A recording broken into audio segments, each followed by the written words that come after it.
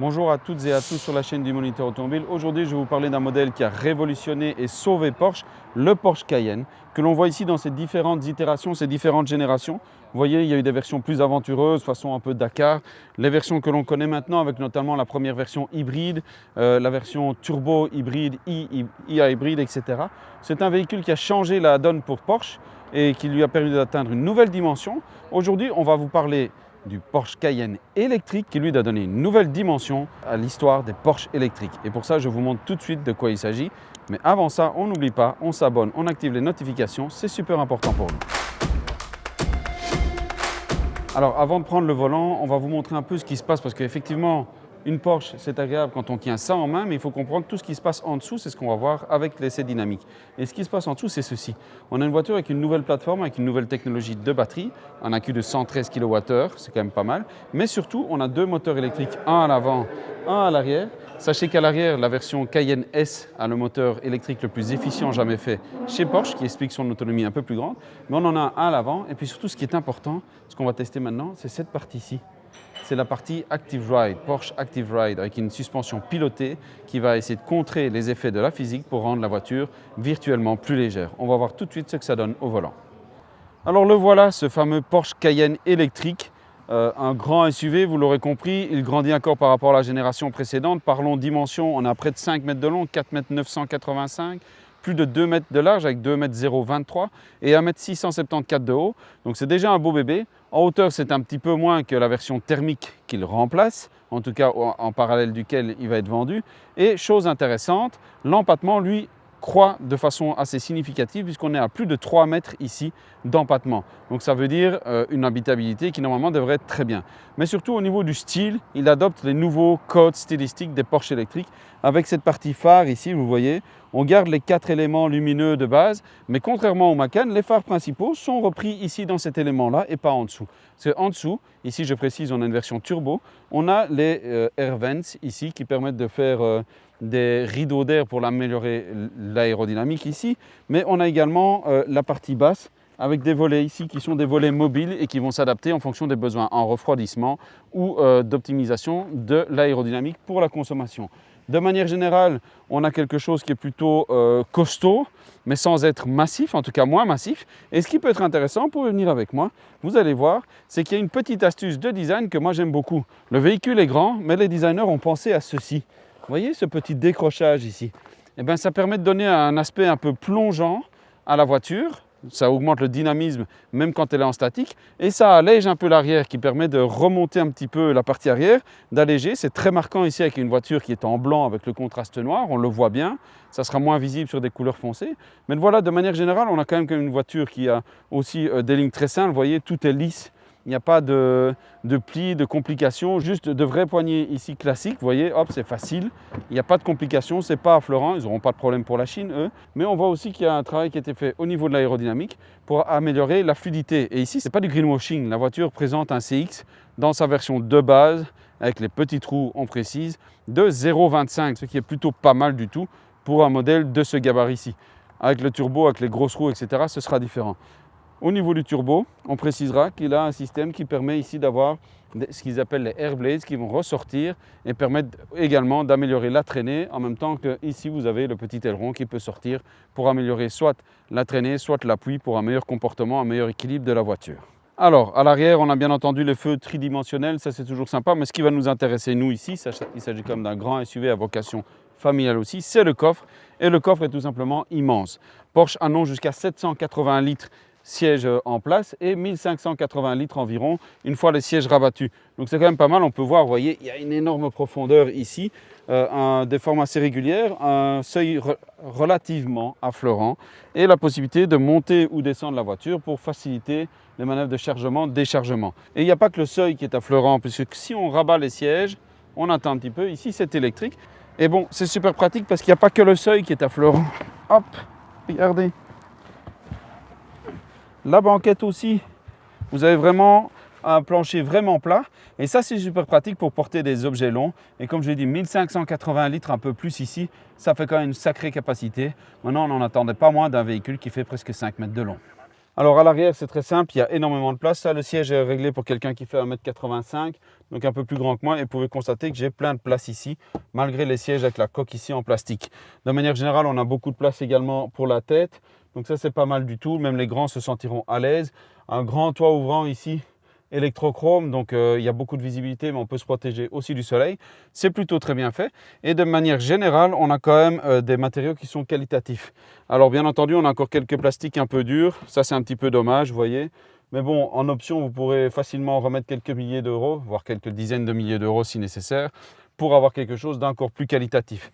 C'est quand même nettement mieux que ce qu'on a dans un Macan. Donc ça, c'est déjà une première chose qui est gagné pour ce Cayenne qui est censé se situer au-dessus en termes de gamme. Mais ce qui est important dans une Porsche, vous le savez, c'est derrière le volant. Donc on va voir comment ça se passe devant. Bon ben, nous voici à bord de ce Porsche Cayenne, cette fois-ci dans une version turbo, ce qui signifie aussi que nous sommes avec une voiture équipée du Porsche Active Ride. Donc c'est la grosse différence avec la voiture que j'ai testée hier et ce matin. En quoi est-ce que ça consiste? Principalement, c'est un système qui permet à votre voiture de défier les lois de la physique. Puisque normalement, quand vous êtes dans un virage, la voiture va avoir tendance à pencher vers l'extérieur. Ici, la suspension va le faire pencher vers l'intérieur pour permettre un virage à plat et une meilleure efficacité, entre autres, des pneus, puisqu'il reste plus à plat également aussi. Donc ça, c'est un premier élément, mais c'est aussi un élément qui va jouer sur la hauteur de caisse en continu pour s'adapter au mode de conduite. Et donc, toujours avoir un compromis idéal entre efficacité et confort. Ce qui signifie que concrètement, même quand on va être dans un mode sportif, le sport ou sport plus ici, la voiture gardera plus de confort également, puisque la suspension est 100% pilotée dans le cas présent. Et ça permet également d'avoir un système qui va être plus dynamique lorsqu'on va pousser un petit peu. Et ça va contrer un peu les effets de l'inertie, c'est-à-dire moins de roulis bien entendu dans les virages, mais également moins de plongée ou de cabrage au freinage ou à l'accélération. Donc ça, c'est un élément important. Ça doit permettre un ressenti d'un véhicule qui est plus léger que ce qu'il n'est réellement. On rappelle qu'on est à plus de 2,6 tonnes ici sur cette version. Et en soi, ça permet un meilleur contrôle, donc une meilleure motricité, une meilleure efficacité. On a bien entendu toujours les 4 roues motrices, les 4 roues directrices.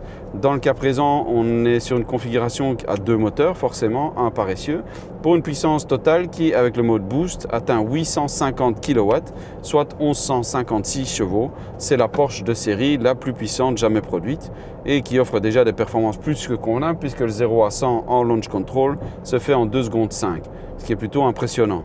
Là, je n'ai pas la possibilité de le tester parce qu'on est sur route ouverte, mais on peut vous confirmer que la voiture accélère très très fort. On le reverra un peu plus tard.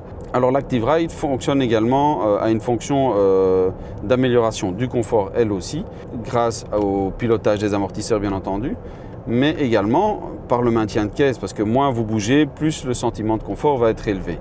Dans le cas présent, c'est plutôt probant. La différence avec la version de base que nous avons essayée n'est pas énorme en soi, parce que les routes sont en parfait état ici. Ce serait intéressant de faire un comparatif par exemple sur les routes wallonnes pour voir si la différence est plus marquée ou pas. Ici, dans l'état actuel des choses, on remarque surtout que le Cayenne électrique est un véhicule très très confortable en toutes circonstances. En termes d'ergonomie du poste de conduite, je vous en ai parlé un petit peu tout à l'heure lorsque je vous ai fait la présentation statique, mais clairement quand on roule, c'est toujours là qu'on voit le mieux ce qui fonctionne, ce qui ne fonctionne pas. Le volant rond, ça reste quand même un élément incontournable d'une ergonomie réussie dans une voiture. On n'a pas de sacrifice fait pour la visibilité, la lisibilité de l'écran passé derrière. Un écran qui peut être modulé au gré de vos envies, donc pour avoir les 5 petits cadrans, en avoir 3, avoir la navigation affichée au centre, etc. Ça, chacun fera en fonction de ses préférences, mais il y a une réalité constante, c'est une très bonne lisibilité, quelles que soient les conditions, c'est-à-dire ensoleillement, faible luminosité, etc. On a toujours une bonne lisibilité, ce qui est important, surtout quand on est dans une voiture qui peut rouler très vite, forcément. Là, mieux vaut pouvoir retrouver l'information que l'on cherche très facilement et la lire très clairement, c'est toujours utile. On est clairement un cran au-dessus de ce qu'on a dans un Macan électrique, par exemple, et on est aussi dans un cran au-dessus de ce que proposent les concurrents habituels. Je n'irai pas jusqu'à dire que c'est beaucoup plus confortable que le Cayenne thermique, équipé lui aussi d'une suspension pilotée, mais malgré tout un petit peu parce qu'on a l'aspect bruit. Là, vous l'avez remarqué, en termes d'insonorisation, on est plutôt pas mal du tout ici. L'avantage, c'est que le moteur électrique, lui, ne fait pas de bruit, sauf quand vous mettez en mode sport. Donc là, je suis en mode normal, et si je me mets en mode sport, je ne sais pas si vous le percevrez, peut-être en sport plus, on l'entend plus.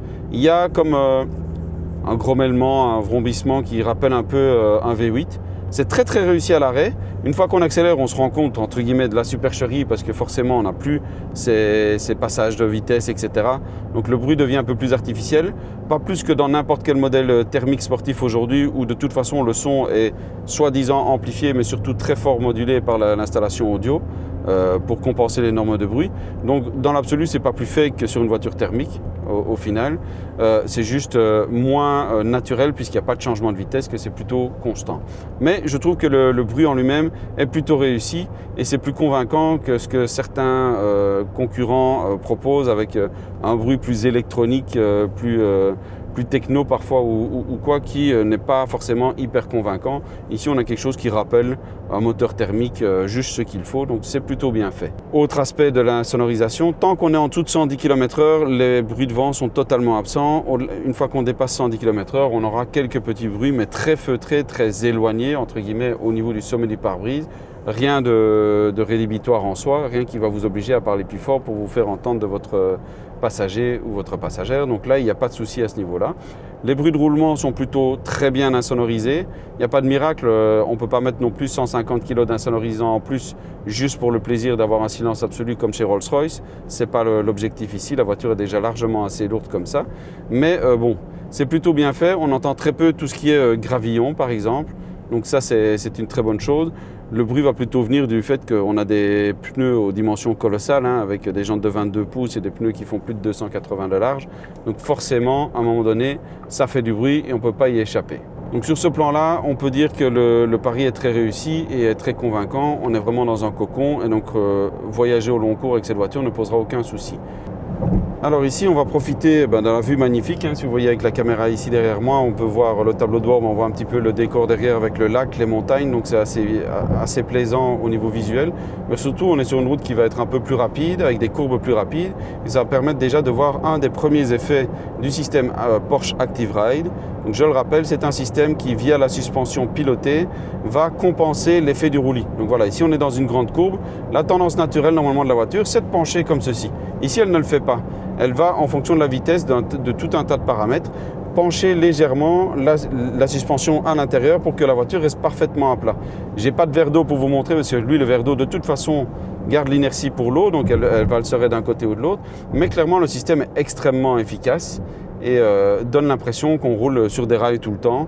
Et ça compense un petit peu l'effet de l'inertie, de votre propre inertie.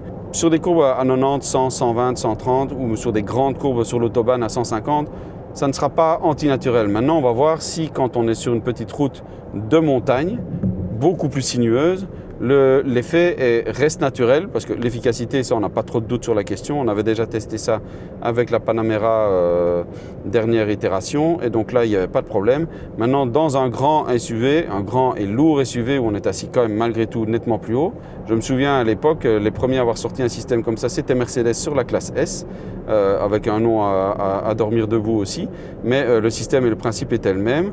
Et à l'époque, ça paraissait presque un peu antinaturel et presque dérangeant. Mais bon, la voiture n'était pas faite pour rouler vite. Ce Porsche Cayenne, c'est une Porsche, donc normalement, c'est fait pour rouler vite. On va voir s'il roule vite et bien, et si on ressent ce feeling aussi au volant. Voilà, les petites routes de montagne arrivent et on va pouvoir s'amuser maintenant un petit peu.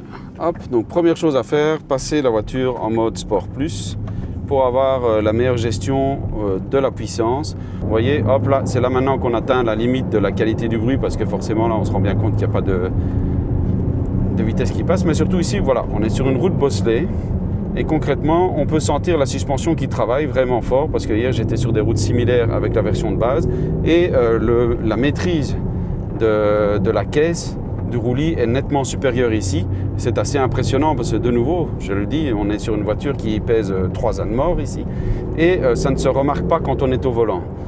La seule crainte que vous avez, c'est d'appuyer trop fort sur l'accélérateur parce que voilà, hop, quand on appuie, hop, ça va très très vite et il faut pouvoir s'y adapter parce que le souci, c'est que même avec l'aide du bruit ici, on ne prend pas vraiment conscience de la vitesse dès le départ. Et c'est peut-être le seul défaut que je peux formuler par rapport à toutes ces technologies actives, de châssis actifs sur les voitures. Ce n'est pas spécifique à Porsche, hein, mais c'est que concrètement, ça donne l'impression au conducteur que rien ne peut lui arriver. On n'a plus vraiment conscience de la vitesse par les mouvements de la voiture, tellement c'est bien corrigé. Sauf qu'à un moment donné, il n'y a rien à faire. La réalité de la route, elle est ce qu'elle est. Quand ça tourne, ça tourne. Et si votre voiture arrive trop vite, même avec toutes les suspensions magiques que vous aurez dessus, vous ne saurez pas tourner, ce sera un problème. S'il y a un élément pour lequel les constructeurs ne peuvent pas faire grand-chose, c'est la réalité qui veut que le seul contact qu'on a avec la route, c'est le pneu. La suspension ici permet concrètement de maîtriser le roulis de la voiture, ça c'est très bien. Elle permet surtout aux pneus de toujours être dans la meilleure configuration possible pour avoir la meilleure adhérence possible. Mais malheureusement, la nature du pneu fait qu'il y a des limites d'adhérence, il y a des contraintes qui sont supérieures. Il va chauffer moins vite mais mieux, ça c'est important. Ça veut dire qu'il n'y a pas d'effet néfaste de la chauffe du pneu. Il va chauffer de manière plus homogène entre l'avant et l'arrière, en latéral et en longitudinal, ce qui est toujours un avantage, surtout avec une voiture lourde, parce que ça permet également d'avoir une meilleure efficacité ensuite au freinage. Parce qu'un pneu qui va chauffer mal, va chauffer trop fort en surface, et donc quand on freine très fort, on peut avoir une tendance à du blocage ou à de la glissade, ce qui ne va pas être le cas ici. On peut sentir clairement que l'agilité de la voiture est supérieure à la version normale, la version de base, sans Active Ride, même si elle est déjà très très efficace. Mais ici, on est clairement dans un niveau supérieur avec un grip latéral. On sent que le pneu travaille différemment. Concrètement, c'est ça. Et pour le moment, c'est moi qui dois arriver à m'adapter à la voiture et aux capacités de la voiture parce que concrètement, je ne connais pas la route. Donc on improvise. Et donc la première chose que je vais faire ici, c'est faire un petit changement. C'est qu'on va afficher la route. Hop, ici, voilà, que je la vois là aussi devant moi. C'est avec les lunettes polarisantes, on ne voit pas toujours bien sur l'affichage tête haute, pour savoir un petit peu par où ça tourne, parce que concrètement, c'est un petit peu compliqué de pouvoir attaquer si on ne voit pas où on va. Alors, sur une route comme celle-ci, est-ce que l'Active Ride, c'est un plus? C'est incontestable. Clairement, ça change, ça ne transfigure pas la voiture parce qu'elle est déjà très efficace sans, mais c'est un plus incontestable parce que ça stabilise la voiture en toutes circonstances, ça donne plus de maîtrise et comme je le disais, le pneu travaille mieux et donc la voiture travaille mieux et va plus vite. Par contre, ce qui n'est pas forcément absolument nécessaire, c'est la puissance. Le turbo ici, avec les 1156 chevaux, très honnêtement, vous ne les utiliserez jamais sur une route comme ceci. Déjà, les 630 kW, c'est-à-dire les près de 900 chevaux, n'ont pas une grande utilité. À ce niveau-là, pour quelqu'un qui veut vraiment juste se faire plaisir, dans un premier temps, le Cayenne S sera sûrement déjà largement suffisant et lui est disponible en option avec la suspension Active Ride. Là, clairement, je ne suis jamais à plus de 50 ou 60% d'accélérateur. Donc, clairement... les 1156 chevaux, je pense que ce n'est pas ici que je vais les utiliser. Par contre, voilà, une accélération franche, hop, on sent bien, vous le voyez, il y a des vraies bosses sur la route et concrètement, la voiture reste très maintenue. Il n'y a pas d'inertie dans les mouvements de la voiture, elle suit juste la surface en réalité. Si je monte, c'est parce que la route monte, mais je ne monte pas plus, je ne descends pas plus non plus. C'est plus impressionnant maintenant pour moi qui suis journaliste parce que j'ai l'habitude de tester des voitures avec des systèmes de ce type-là, donc forcément on n'a plus cet effet waouh, mais je trouve ça malgré tout nettement plus impressionnant encore que lorsque j'avais testé sur la Porsche Panamera. À l'époque, c'était sur des routes autrichiennes avec un profil très différent, c'est certain, mais avec un véhicule qui était très différent parce que le centre de gravité, je le disais, était malgré tout plus bas parce qu'on était dans une super berline plutôt que dans un SUV. Et ici, très honnêtement, on ne sent pas vraiment la hauteur. La seule chose qui vous rappelle que vous êtes assis haut, c'est que quand vous regardez sur le côté, vous avez les fesses plus hautes que les rails de sécurité. Je dirais même que c'est le côté le plus impressionnant, c'est l'agilité ressentie de la voiture et donc effective ici parce que bon, les routes sont étroites, ça tourne très fort et à aucun moment j'ai eu l'impression d'être dans une grosse voiture. La seule inquiétude, c'est de pouvoir voir ce qui vient en face si quelque chose vient en face, quoi. Ce Porsche Cayenne électrique dans sa version turbo avec Porsche Active Ride, qu'est-ce que c'est? C'est une Porsche. Donc ça fonctionne parfaitement en toutes circonstances, la technologie et la technique sont parfaitement maîtrisées et distille du coup un plaisir de conduire réel. Malgré le fait que ce soit une voiture électrique, très honnêtement, à aucun moment ici vous allez m'entendre me plaindre que je n'ai pas de moteur thermique qui fait du bruit derrière, parce que très honnêtement, je m'en fous, le plaisir il vient d'ailleurs, il vient de la conduite, de la maîtrise de la conduite. C'est quelque chose qui distille un plaisir différent Je vous en avais déjà parlé dans la vidéo sur la BMW i3. Clairement, c'est la magie d'une technologie électrique enfin maîtrisée et utilisée dès la conception de la voiture intelligemment par les constructeurs, ce qui n'était pas forcément le cas au début. Au début, les constructeurs traditionnels concevaient une voiture comme ils faisaient une voiture thermique mais avec des moteurs électriques. Ici, on sent bien que tout, à commencer par le groupe motopropulseur, est intégré dans la conception dynamique de la voiture. Bilan, c'est très réussi. On n'attendait pas moins de Porsche, mais l'avoir confirmé, c'est quand même toujours intéressant. Et pour ceux qui ont les moyens, moi je vous conseille, prenez le Cayenne S plutôt que le Turbo et mettez l'Active Rail dessus et quelques petites options sympas pour personnaliser la voiture et vous aurez sûrement ce qui se fait de mieux pour un Cayenne électrique en attendant la GTS. Alors nous sommes maintenant après la route de montagne, nous passons ici à une conduite qui va être de type off-road parce qu'on le sait, le Porsche Cayenne avait des capacités tout-terrain réelles malgré le fait qu'on soit ici dans une version turbo avec des pneus de route classiques. On a le pack off-road sur la voiture, ça c'est important, et on va voir un petit peu quelles sont les compétences de ce modèle maintenant qu'il est passé au tout électrique avec 2 moteurs électriques, on le rappelle, un par essieu et une possibilité de réguler la puissance et le couple à la milliseconde près. Donc là concrètement je suis en mode off-road, c'est-à-dire que la voiture est toujours en train de monter, on le voit, ça clignote, hop, et donc elle va monter un petit peu au niveau de la suspension. Voilà, ici la suspension est relevée au maximum, donc on va pouvoir avancer. Alors le principe c'est d'avancer toujours avec une vitesse qui est la plus proche de 10 km/h. Donc pas beaucoup au-dessus, mais pas beaucoup en dessous non plus. Hop, voilà, ok. Alors, vous voyez, ça secoue, donc on est vraiment dans un terrain très chaotique. Et on a l'avantage d'avoir un système qui permet de voir où on place ses roues grâce aux caméras. Donc ça, c'est assez sympathique aussi. On a quand même une bonne visibilité sur la voiture. On rappelle que c'est une voiture qui est quand même très encombrante, hein, près de 5 mètres de long, plus de 2 mètres de large. Donc c'est quand même déjà conséquent. Et plus de 2,6 tonnes en masse nominale. Donc on n'est quand même pas à rien ici. Hop. Alors là, pour le moment, on est sur quelque chose d'assez roulant. Je veux dire, même les graviers qui constituent le sentier ici ont été bien tassés par tous les autres journalistes qui sont passés avec des Cayennes dessus. Donc c'est pas mal. Mais on peut entendre aussi que la suspension travaille. Pourquoi est-ce que ça a l'air aussi sec? C'est normal. La suspension est relevée au maximum. Donc les débattements ne sont pas forcément beaucoup plus élevés, mais elle arrive en butée plus facilement. Donc ça explique que directement, les roues vont réagir plus fort et on va l'entendre plus fort. Alors je vais faire quelque chose que je ne fais généralement jamais. Je vais soulever un peu mon fauteuil pour être un peu plus haut, pour avoir une meilleure visibilité naturelle. Bien entendu, j'aurai les caméras pour m'aider, mais bon, c'est toujours plus agréable quand on peut voir de ses propres yeux en direct. Et donc ici, hop, on arrive dans des endroits qui montent un petit peu plus, vous voyez. Même en étant à faible vitesse, la voiture reprend, pas de perte de motricité. C'est assez sympathique, c'est assez efficace. On rappelle également que, outre les 4 roues motrices, il y a les 4 roues directrices, ce qui va aider en termes d'agilité. C'est vraiment très étroit ici, hein, donc clairement il ne faut pas une voiture qui fait 10 cm de plus en largeur, hein, donc ça c'est clair. Hop, on donne de l'angle au volant, on donne un peu de gaz et hop, ça passe tout seul. Donc c'est assez intéressant. On voit qu'il y a des creux, hop.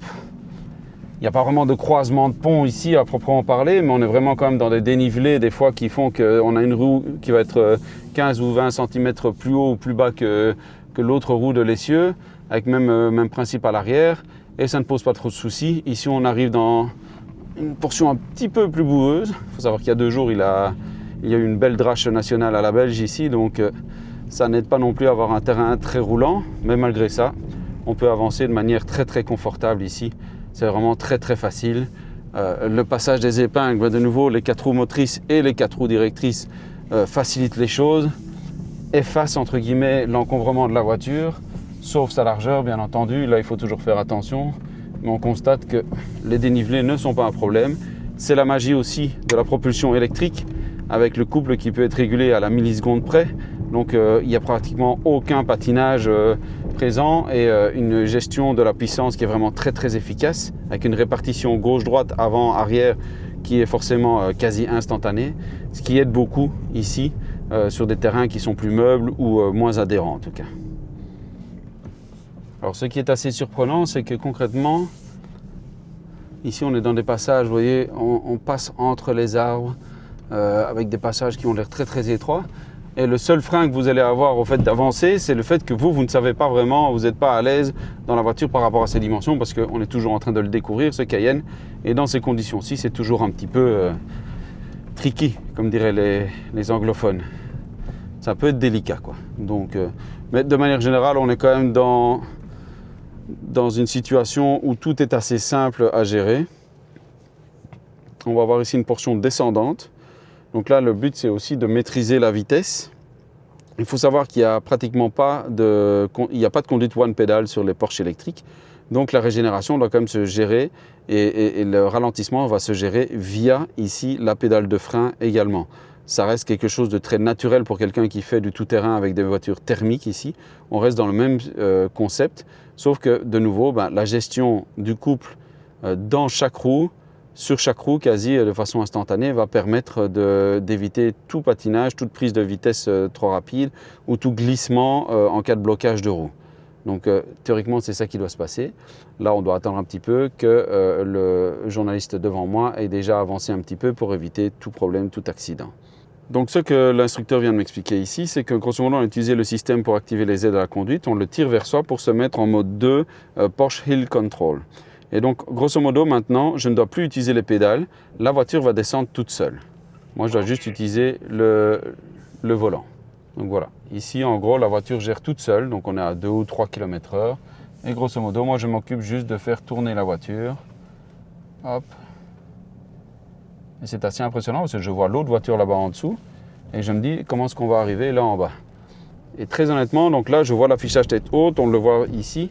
Vous entendez, le système fonctionne. Vous voyez ici, mes jambes sont pliées, donc je ne touche aucune pédale. C'est le système de régénération et de contrôle de la traction qui va faire le nécessaire. Avec la caméra, je peux voir ici, grosso modo, où je vais. Et donc ici, on est quand même à un angle plutôt conséquent. Hein. Hop. Et donc, je ne touche toujours qu'aucune pédale. C'est vraiment le système qui gère. Je rappelle qu'on est avec des roues ici de 21 pouces ou de 22 pouces avec des pneus de route. Donc on n'est pas avec des pneus de tout-terrain ou quoi que ce soit, c'est vraiment la voiture qui gère tout toute seule. Hop, ici, et tant qu'on a un peu d'angle dans le volant, elle ne va pas aller plus vite. Constatez ici, voilà, je ne dépasse pas les 3 km/h, donc c'est assez impressionnant. Et alors on peut rouler avec la caméra ici qui nous montre à la fois la vue en hélicoptère et la vue, entre guillemets, capot transparent, donc de ce qui se passe devant vous. C'est assez spectaculaire. Donc je ne sais pas si vous voyez, mais là derrière, on voit bien les collègues, et vous voyez que ça descend quand même fort. Hein. Là maintenant, c'est de nouveau moi qui gère, et on sent que la gestion est un petit peu différente, mais toujours très cool. Hop, ça descend toujours bien fort, mais il y a un bel angle d'attaque grâce à la suspension qui s'est rehaussée, et on rappelle que le système Porsche Active Ride ici permet également de gérer l'assiette de la voiture pour essayer de garder une assiette la plus optimale possible malgré les différences de hauteur de roue, on va dire, par rapport à la caisse d'un côté comme de l'autre. Donc là, vous avez le petit V8 maintenant qui vous donne l'impression de vraiment faire du 4x4 avec le moteur qui est bien tranquille, qui n'attend qu'une chose, c'est de rugir. Mais on va éviter de rugir ici parce que concrètement, je ne suis pas persuadé que les suspensions apprécieraient. Le système fonctionne très très bien. Mais rouler à fond sur des routes comme ceci avec 2 tonnes 8, presque avec nous deux à bord, je ne suis pas persuadé que ce soit très indiqué. Mais c'est plaisant, ce petit glouglou là comme ça, c'est pas mal. Et là aussi, la voiture gère bien tout toute seule. Hop. Et on entend la transmission qui essaie de travailler pour optimiser le grip. C'est assez impressionnant parce que ça passe tout seul. Concrètement, on se demande même à quoi on sert dans la voiture. Alors il n'y a peut-être pas le système, hop, on va faire un petit peu de boue maintenant, le système pour tourner sur 360 degrés qu'on peut avoir sur un Classe G, mais il n'y en a pas besoin parce que le véhicule tourne vraiment toute seule. Alors ici, on est dans des parties un peu plus roulantes, comme vous pouvez le constater, avec un peu de boue, c'est un peu amusant, c'est juste pour salir, pour la beauté de la photo. Hein. Mais la motricité reste impeccable. Et je suis assez surpris de la manière dont la voiture gère ça en termes de suspension. C'est quand même pas mal du tout. Ici, on est dans un croisement de pont. On l'a senti, donc la voiture va un petit peu balancer. Mais là aussi, tout est maîtrisé, tout est facile. Donc franchement, c'est très très confortable. Clairement, en devenant électrique, le Porsche Cayenne n'a absolument rien perdu de ses compétences off-road. Au contraire, elles sont même encore améliorées et facilitées pour ceux qui ne sont pas rompus à cet exercice. Forcément ici, l'Active Ride, le Porsche Active Ride aide aussi. Et la suspension réglable en hauteur avec le système off-road facilite les choses, bien entendu. Mais donc voilà, on aura vu que ce Porsche est à la fois extrêmement compétent sur route, même c'est assez impressionnant, mais il l'est tout autant une fois qu'on sort des sentiers battus. Alors voilà, maintenant on est revenu sur la route et on va revenir en mode confort, ici concrètement, et on va sentir la voiture qui redescend, qui change un petit peu. On n'a plus le bruit du mode sport ici. Et très honnêtement, on sent également que la suspension est moins figée. On est de nouveau assis plus bas, on retrouve le confort normal. Donc vous pouvez passer de la brousse la plus complète à la ville sans le moindre problème, en toute simplicité, comme ça d'un claquement de doigts, ou plus exactement d'un clic de molette ici sur le volant. Donc c'est vraiment impressionnant.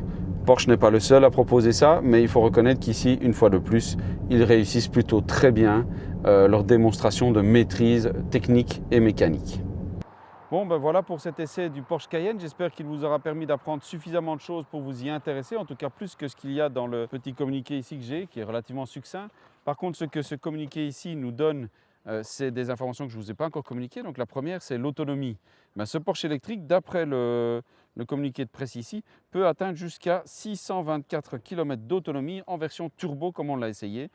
564 minimum en fonction des options. C'est quelque chose qu'il faudra vérifier sur nos bases habituelles. Ce qui est certain, c'est qu'il peut recharger jusqu'à 400 kW, donc 16 minutes pour passer de 10 à 80%. Ça aussi, on le testera sur nos bases habituelles. Mais pour le reste, pas grand chose de plus à vous dire sur ce Cayenne turbo électrique. Alors moi, je vous dis à bientôt pour d'autres vidéos